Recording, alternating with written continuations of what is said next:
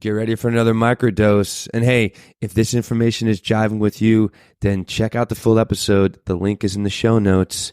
Enjoy the ride. So we have a lot of dads out there that listen with, with kids. And what would you say? How would you, if I'm a father, when I'm a father, how am I going, what is the way of modeling healthy, intimate relationships, hearing about healthy sex and relationships, and also like experiencing healthy sex and relationships as a parent, like being, this epitome to health in all areas of your life, if you will. Absolutely. Well, if you think about creating a healthy foundation, a healthy template, it doesn't just start for your child with the birds and the bees conversation. It starts from the literal time that you are raising your baby, because we grow to know what we experience, our lived experience, what we're seeing and what we're hearing. So how are you talking to your partner on the daily? How are you treating them? How are you guys acting in a physical, intimate way around your children? Are you hugging, holding hands, kissing? Are you holding your child's hand? Are you hugging your child a lot? Are you showing them that normal, natural connection and physical intimacy is okay and it's welcome, especially with a partner? And are you being open about expressing that these things are okay? Do you tell your partner you love them, that they're sexy, that you want them? Because your kids don't just listen to what you say. They just watch and they become what you do and who you are. So if you treat yourself in a shameful way, if you treat your partner in a shameful way, or sex in a shameful way, like if kissing comes on the TV and you go, you're not allowed to watch that, kissing is bad, or whatever it is, they're going to think that. They're going to see that. And then it watches if you're hypocritical and you do that different behavior in person, or you say, oh, kissing is great, but you're never kissing your partner.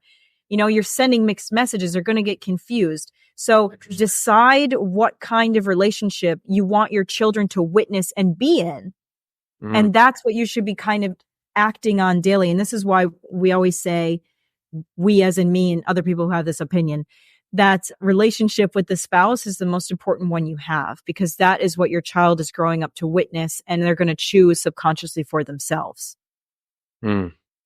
Yeah. Does that make sense? Does that answer your question? No, it makes a lot of sense. And, it's obviously from the experience realm, like, that's like, it just even having like that, just solid, confident connection with your kids, and just letting them know you love them and like taking care of them and, and just like, and getting their back when they, all the wonderful things that can make it really rich and very vibrant, and therefore, trustworthy, but also like a parent that really helps to put a child in the world that feels safe, that feels taken care of, that, has modeled all those wonderful things that you had talked about, and it's okay to express, intimacy. It's okay to like kiss in public or something like that. Like you don't have to hide from, the shame that comes through.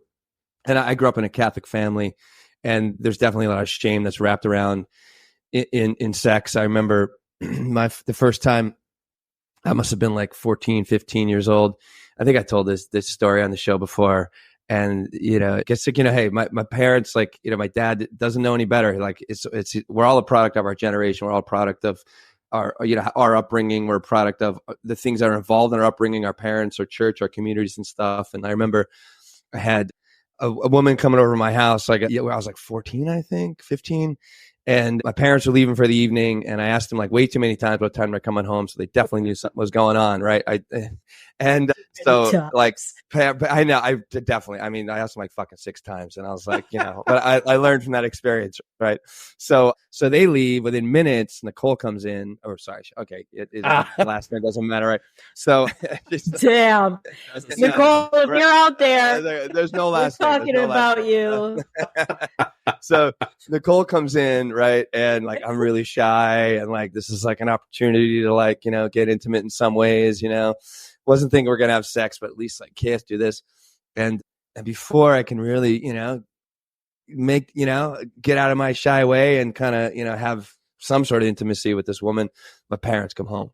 Right, I can hear them pulling in the driveway. I kick them out the back. I kick Nicole out the back door. I'm like, gotta go. I was like, gotta get the fuck out of here right now. And so she goes out the back door. 14? They didn't even see her. What's that? You were 14 years old? 14, 15. Yeah, Damn. I know, right? I was scheming hard at that age.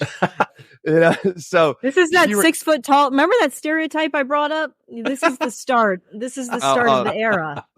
Okay, continue. That's not true. I don't agree with that. I'm just kidding. But so she leaves. My parents come in. I'm all like, oh shit, I got caught, and I'm waiting. I'm waiting for that birds and the bees talk. I'm like, all right, well, finally, I'm gonna have this. They're gonna have this conversation with me, and we can kind of go on this moment in our lives as like parents and child and stuff. And my dad looks at me and he says, "And I love you, Dad." Not like he's listening anyway. I was like, he goes, it is a sin to spread your seed. And I was like, wow. I was just shocked. I was like, I didn't know what to do. I don't remember laughing in his face, but I was just in like a state of shock. I'm like, this is what, okay. And well, that was the talk. That was the it's just like what a dark thing to say to you. I know, exactly. I mean, and I got grounded for a couple weeks, you know what I mean? For trying to be a healthy young male too. Like, I know, very cryptic. Yeah. I mean, but again, like, that's just his generation, or that's just the way that, that part of my family was raised, and but very cryptic. But it was like, did Nicole come back over? Like, did that scare you? I guess it did. I never got with Nicole again. Not that I remember, because I definitely would tell you if I did. She went to the next restaurant. She said 0 stars. Yeah. She said 0 stars. A 5'8" man would have never done that. Oh, damn. Will. He would have hit her in the closet at least. I got thank you, Elise, for bashing tall people. Like, that's usually not the norm. Vertically challenged men. I'm not bashing tall people. They're going to love this. They're going to love it. I'm just kidding. Nicole. You're not at all bashing, but I like Nicole. You just call her Nicole, man. Nicole is in the back of your mind. Nicole, there's serious God. Where am I? Wow. What the hell's going on right now? All right, let's try to get back on track here. So, all right, hey Elise, I promise I'm not Nicole. Will I know. We need to have a whole therapy session on what Nicole that Nicole. Shit. Well, hey Elise, what have we not discussed that you think is vital to this conversation for men, for women, for our community?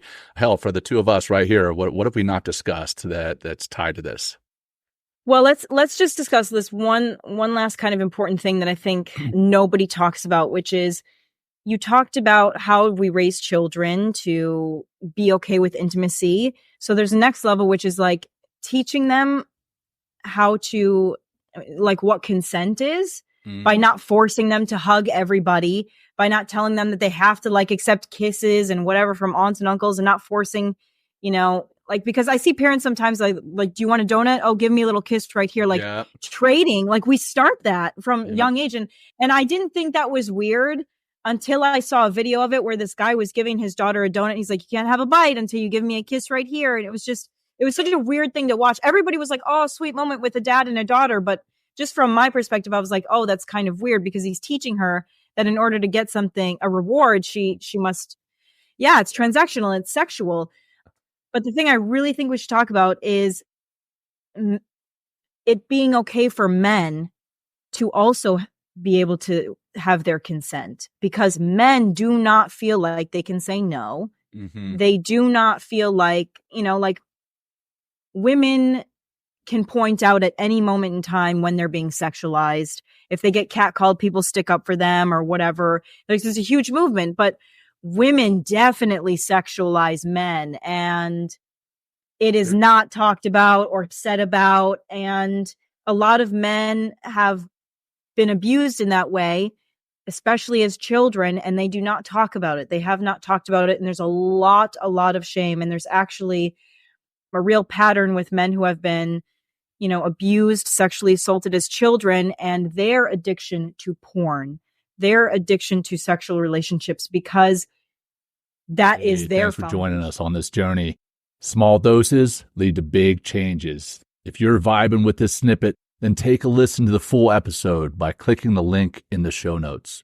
If you would like to plug in deeper to what we're doing, head to mentalkingmindfulness.com or text MTM to 33777.